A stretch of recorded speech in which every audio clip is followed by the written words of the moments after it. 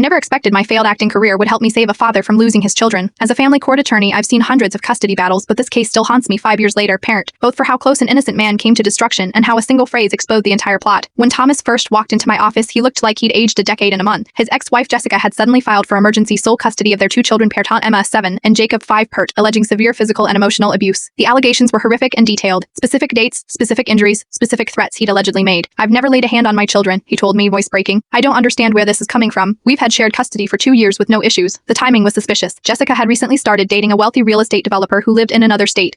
The allegations surfaced just weeks after she mentioned wanting to relocate with the children, but suspicion isn't evidence. The children's recorded testimonies were devastating. They described their father's abuse in vivid, consistent detail. They even used technical terms for injuries that seemed advanced for their age. As I watched the recordings, my heart sank. The judge would almost certainly rule against us. Then I noticed something odd. At the end of Emma's interview after the counselor left the room, but while the camera was still rolling, she looked directly at the lens and asked quietly, "Did I hit my marks that time?" Hit my marks, a phrase no 7-year-old uses, naturally parent but one every actor knows. It refers to standing on the exact spot marked for you during filming. Before becoming a lawyer, I'd spent 3 miserable years trying to make it as an actor in Los Angeles. I recognized the terminology immediately. Instead of preparing for trial in the conventional way, I filed a motion for complete financial discovery pertaining every bank statement, credit card bill, and Venmo transaction from Jessica for the past year. Her attorney fought it vigorously, which only strengthened my suspicion. When the judge granted my motion, the evidence appeared within days. $3,400 paid to Creative Coaching for Kais over the past 2 months. The business wasn't registered as an educational service or therapy practice. I tracked down the owner, Parent, a failed acting coach named Marcus Winters with a history of small roles in crime dramas. No credentials in child psychology, no counseling background, just an actor teaching kids to act. Rather than confront Jessica directly, I subpoenaed Winters. He appeared at my office with his own attorney. Sweating profusely, I placed a single piece of paper in front of him, Jessica's payment receipts. "I am prepared to have you testify about the nature of these coaching sessions," I said calmly, "or you can cooperate now." She wanted the kids to watch these videos and then describe them as if they were being hurt.